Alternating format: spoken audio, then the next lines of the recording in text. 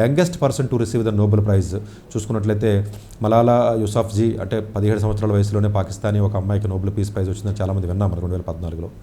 Of course మనకు అదే సంవత్సరంలో వచ్చినటువంటి, అంటే అఫ్కోర్స్ మనకి సత్యజిత్ గారు ఎవరైతే ఉన్నారో అదే టైంలో ఉండేది. Oldest person to receive Nobel prize 97 years of ఏజ్లో కూడా తీసుకున్నటువంటి వ్యక్తి కెమిస్ట్రీలో తీసుకోవడం జరిగిందండి. So John B Goodenough. అట్లాగే more than 1 unshared Nobel prize తీసుకున్నట్లయితే లైనస్ పాలంగ్ అన్నది వ్యక్తి కెమిస్ట్రీలో 1954లో.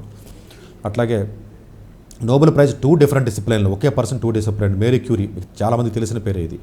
ఇది ఫిజిక్స్లో 1903లో వచ్చింది, అలాగే కెమిస్ట్రీలో 1911లో రావడం జరిగిందండి. లైనస్ పాలింగ్ నేను ఆల్రెడీ చెప్పాను, ఇది కెమిస్ట్రీలో 1954లో వచ్చింది. అట్లాగే పీస్ ప్రైజ్ వచ్చేటప్పుడు 1962లో వచ్చింది. హయ్యెస్ట్ నోబెల్ ప్రైజెస్ వచ్చింది అమెరికా అండి, ఆల్మోస్ట్ 410 వరకు ఉన్నాయండి 2023 దాకా మనం చూసుకున్నట్లయితే. మల్టిపుల్ నోబెల్ ప్రైజెస్ మీరు చూసుకున్నట్లయితే మేరీ క్యూరీని చెప్పాను మల్టిపుల్ అని.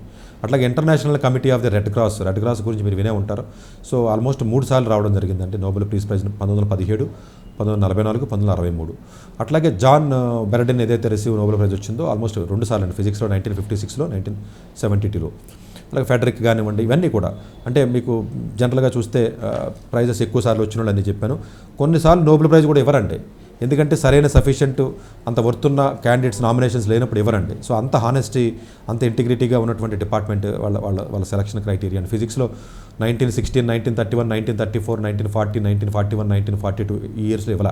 అలాగే అన్ని సంవత్సరాల్లో కెమిస్ట్రీ కానీ, మెడిసిన్ కానీ, లిటరేచర్ పీస్ కూడా కొన్ని వరల్డ్ వార్స్ జరిగినప్పుడు కానీ, లేకపోతేనేమో అప్పుడు కూడా ఇచ్చారు ఆ 1 or 2 ఇయర్స్ కాకుండా. బట్ సూటబుల్ క్యాండిడేట్స్ లేరు అనుకున్నప్పుడు ఇవ్వడం జరిగింది. ఎప్పటి వరకు నోబెల్ ప్రైజ్ వచ్చిన వాళ్ళలో 6 కపుల్స్ అండి, వైఫ్ అండ్ హస్బెండ్స్కి వచ్చినాయి.